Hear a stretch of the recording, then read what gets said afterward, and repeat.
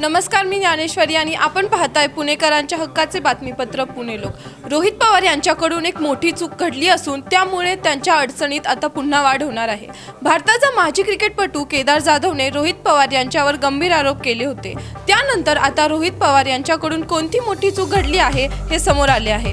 रोहित पवार यांनी महाराष्ट्र क्रिकेट संघटनेची निवडणूक पाहता मोठा घोटाळा केला असा आरोप केदार जाधवने केला होता। केदार जाधवने म्हटले होते की महाराष्ट्र क्रिकेट संघटनेची निवडणूक काही दिवसांनी होणार आहे।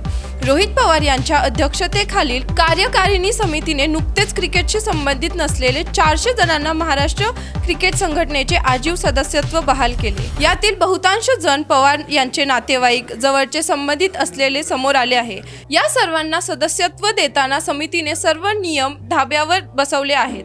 हे सर्व संघटनेच्या निवडणुकीसाठी केले जात असल्याचे दिसत आहे। अशाच अपडेटसाठी बघत रहा पुणे लोक।